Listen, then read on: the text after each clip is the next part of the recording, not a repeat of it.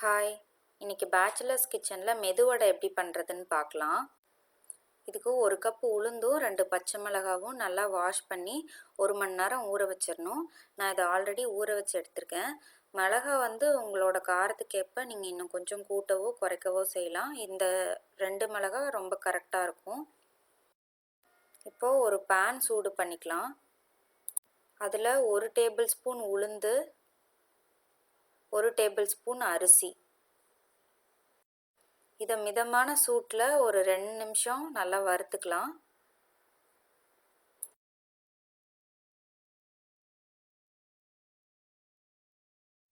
இப்போது உளுந்தும் அரிசியும் நல்லா வறுபட்டுருச்சு. இப்போ இதை நம்ம ஆஃப் பண்ணிவிட்டு ஒரு மிக்ஸி ஜாருக்கு மாற்றிக்கலாம். இது ஆறுனதுக்கப்புறம் அரைச்சி பொடி பண்ணால் போதும்.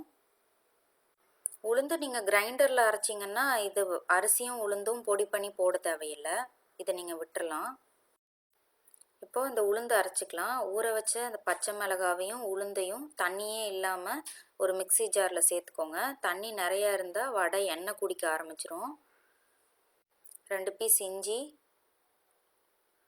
1 டீஸ்பூன் மிளகு, இஞ்சி, பச்சை மிளகாய் இந்த 3ம் நீங்கள் உளுந்து அரைச்சிட்டு கூட கடைசியாக வடை பொரிக்கும் போது போட்டுக்கலாம். இது கடிப்படாமல் இருக்கணும் அப்படிங்கிறதுனால நான் உளுந்தோடையே போட்டு அரைக்கிறேன். இந்த ஃப்ளேவர் பிடிக்காதவங்க வெறும் ப்ளைனாக உளுந்தை மட்டும் அரைச்சிட்டு இந்த 3ஐயும் அப்புறமா சேர்த்துக்கோங்க. இப்போ இதுக்கு தண்ணி சேர்த்தாமல் நம்ம ஐஸ் கட்டி சேர்த்துக்கலாம் அதுக்கு பதிலாக. ஏன்னா மிக்ஸி ஜார் சூடாயிடுச்சுன்னா வடை சாஃப்டாக இருக்காது. இது இந்த மாதிரி கெட்டியாக அரைச்சி எடுத்து வச்சுக்கிட்டாச்சு. இதோட நம்ம இந்த உளுந்தையும் அரிசியும் வறுத்து அரைச்சிருந்தோம் இல்லையா, இந்த பொடியும் கலந்துக்கலாம்.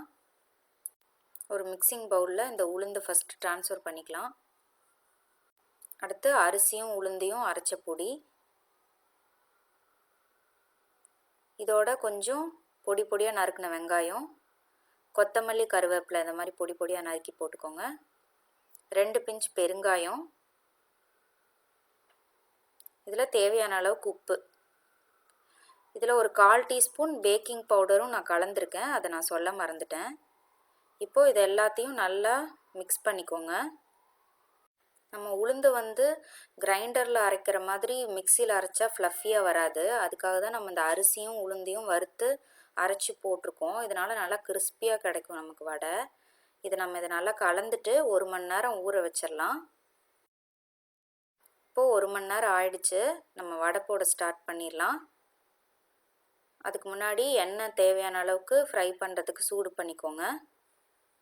ஃபஸ்ட்டு ஒரு பவுலில் கொஞ்சம் தண்ணி வச்சுக்கோங்க. கையை நனைச்சிட்டு அதுக்கப்புறம் தான் நீங்கள் எடுக்கணும், இல்லாட்டி ஒட்டிக்கும் கையில். இந்த மாதிரி எடுத்துட்டு மறுபடியும் பெருவிரலில் தண்ணி வச்சுட்டு நடுவில் ஒரு ஹோல் போடுங்க. இதை அப்படியே எண்ணெயில் போட்டுடலாம். அதே மாதிரி கையை நனைச்சிட்டு எடுங்க. பெருவிரல் நனைச்சிட்டு ஒரு ஹோல் போட்டுக்கலாம். எண்ணெயில் மிதமான சூட்டில் தான் இதை வறுக்கணும், இல்லைன்னா வெளியே கலர் மாறி இருக்கும், உள்ளே வேகாமல் மாவாக இருக்கும். இது அப்பப்போ 2 பக்கமும் திருப்பி விட்டு ஈவனாக ப்ரௌன் கலர் வர வரைக்கும் ஃப்ரை பண்ணிக்கோங்க. இப்போ பார்த்தீங்கன்னா வடை நல்லா ஃப்ரை ஆகி கோல்டன் ப்ரௌனில் இருக்குது. இப்போ இதை எடுத்துடலாம்.